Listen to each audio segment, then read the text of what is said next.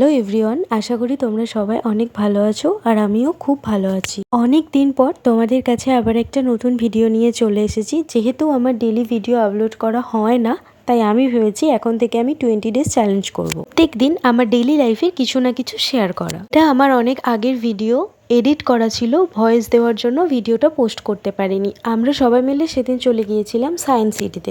আমার মনে হয় ছোটবেলায় প্রায় সবাই সায়েন্স সিটি গিয়েছে, তার কারণ স্কুল থেকে সায়েন্স সিটি নিয়ে যাওয়ার একটা ব্যাপার ছিল। কিন্তু আমি না যাইনি, আমাদের স্কুল থেকে নিয়ে যাওয়া হয়েছিল, কিন্তু মা না তখন আমাকে যেতে দেয়নি, ছোট ছিলাম বলে। তাই এই ইচ্ছেটা আমার অপূর্ণ থেকে গিয়েছিল। কলকাতায় কলেজ করেছি, কিন্তু কখনো সায়েন্স সিটিতে আমার যাওয়া হয়ে ওঠেনি। আর আমার এই ইচ্ছেটা পূরণ করলো আমার বড়মশাই। সায়েন্স সিটিতে যেই শো, ভিডিও গেম, এগুলো আমার না দেখতে খুব ভালো লাগে। তবে বেশ কিছু এমন শো আছে যেগুলো দেখার জন্য দেখলাম শুধু ছোট না, বড়রাই বেশি লাইন দিয়ে আছে। এগুলো থেকে অনেক কিছু শেখার আছে, কিন্তু আমার মন যে বাচ্চা, তাই আমি প্রথমেই দেখতে চলে গেলাম এই অ্যানিমাল 3Dটা।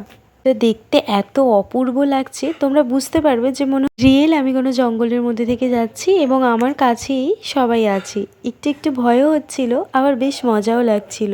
ঠিক কেমন যেন আবার সেই ছোটবেলায় ফিরে যাওয়া। ছোটবেলার এই দিনগুলোকে সত্যিই খুব মিস করি। বড় হয়ে গেলে মনে হয় ছোটটাই বেশ ভালো ছিলাম, কিন্তু ছোটবেলায় মনে হতো কবে যে বড় হব। আমাকে যদি কেউ বলে যে তোমার সব থেকে মনের ইচ্ছা কি, তাহলে আমি বলবো আমি যদি আবার সেই ছোটবেলায় ফিরে যেতে পারতাম, যেখানে সমস্ত কিছু নিজের ইচ্ছেতে করা যেত। জীবন নিয়ে কোনো টেনশন, চাপ এগুলো কিছুই ছিল না। শুধু টিউশন যাওয়া, টিউশন থেকে এসে স্কুলে যাওয়া আর খেলা, এই ছিল আমাদের জীবনের রুটিন। মাঝে মাঝে এরকম ছোটবেলায় ফিরে যেতে বেশ মজাই লাগে। বেশ কিছুক্ষণ ওই সমস্ত শো দেখার পরে বাইরে আসি ভালো করে জায়গাটাকে ঘুরে দেখার জন্য।